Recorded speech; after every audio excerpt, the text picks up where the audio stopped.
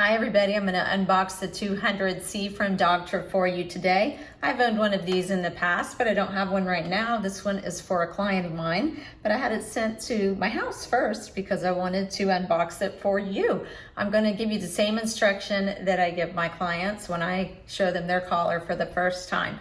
The receiver is very simple to learn. There's just knowing where to plug it in and knowing how to turn it on and turn it off. On this bottom side of the receiver, you can see where you can plug it into your outlet there. And on that note, here's your adapter. And you got your splitter cables here. So you got one for the transmitter and one for the receiver. Or if that doesn't make any sense to you, one for the collar, one for the remote, okay? And it comes with a tester too, just in case you need it. Okay, so back to the receiver. I showed you where to plug it in. And they all come with the same extremely long strap. And all you have to do is cut it to your liking. Just make sure your dog is finished growing before you cut it. And no big deal if you cut it too short, they're inexpensive, you can buy another one. Okay, but anyway, that's why they're so long. They don't sell them by the size. Just cut it to where you need it with simple kitchen scissors. Okay, so here's how you turn it on. There's a red dot on the back of the receiver. And there's a red dot on the back of the transmitter. When you touch them together, that'll turn it on or off for you. And I just turned it off. I turn it back on. Okay, it's on. Maybe you can see the blinking green light there. When it starts to run low on battery, the light will turn amber, and when you're running out of time, it's gonna start flashing red. This one is flashing green today, so this is good to go. That's really all you need to know about the receiver, except for how to put it on your dog properly, but Bandit will demonstrate that for you later. Let's get on to the transmitter. All right, here's your transmitter. Very simple, not too fancy at all. I'm gonna show you some things that I like about it. I'm right-handed, most of us are, or if you know that you're gonna handle your remote in your right hand, I love that my thumb is right here by the rheostat dial. And there's a tiny little arrow there that you probably can't see on camera, but trust me, it's there. And that will let you know where you are on your intensity level with your rheostat dial. Down the front, simply got a cute little logo here for Dogtra.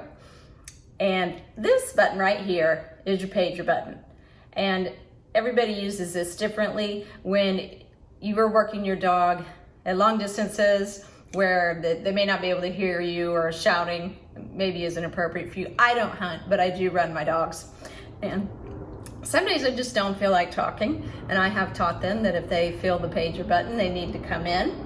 Some people get keen to the idea of using this, or they're hopeful that they can use this vibration function, or as we know it, pager function. That's what it's called right there, it's a pager, to correct the dog.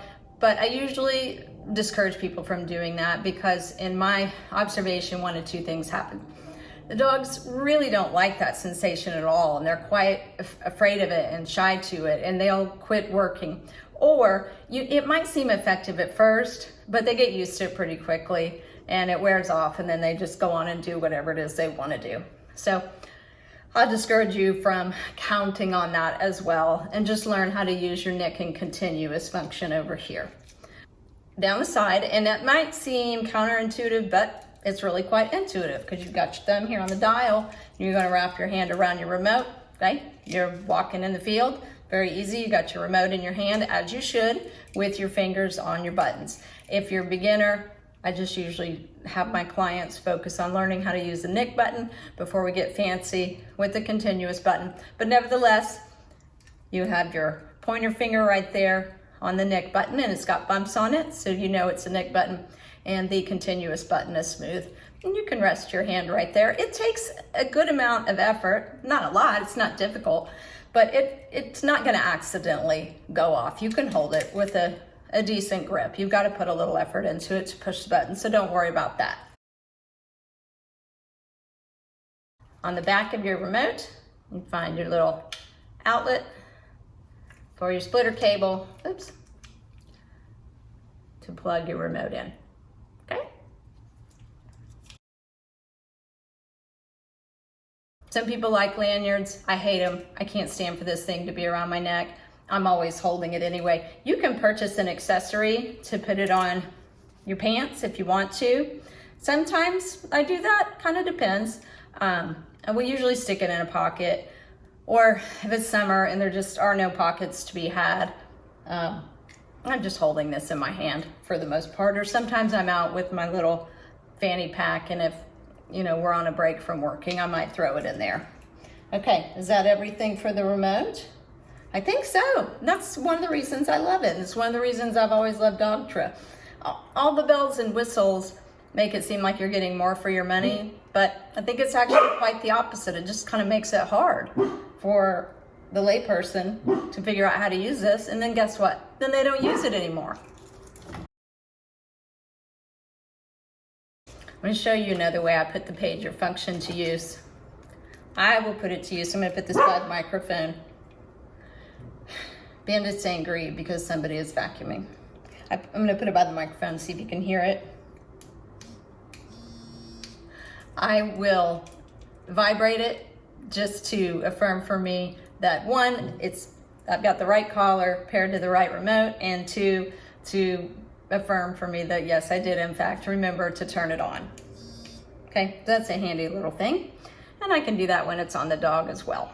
Okay, let's get Bandit up here and I will show you how to put the collar on properly. When they pack your receiver or collar, they're gonna have pulled the strap all the way through. So the first thing you wanna do is pull a little bit back through on the other end, or else you won't be able to get a good fit. You're gonna put your collar right under their chin and right beneath those ears. You're gonna try to fit it at the top of the neck the best that you can. And the first thing I do when trying to get a good fit is I just pull it like I would a belt. I think I'm wearing a belt, like I would a belt. And you just get pulled until it doesn't go any further, unless you were to put a bunch of force on it. So the body stops it itself, okay? That's probably a good place to put it. Go ahead and put it in whatever hole it lands on there. And before I put it all the way through, I check it. And here's the things I do to check to see if I'm happy with my fit.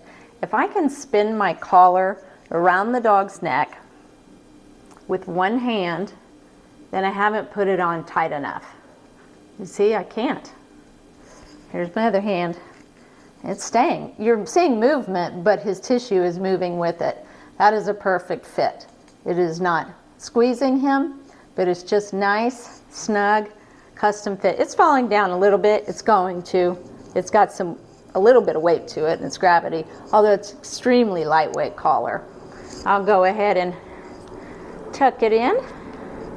And sometimes when I'm not ready to cut my strap, I'll just make myself a cute little ribbon. Pull it through the D-ring there once, and again. Yeah, it's cute. And got a little ribbon. And I try to keep the receiver down here on the bottom because gravity is going to pull it down anyway.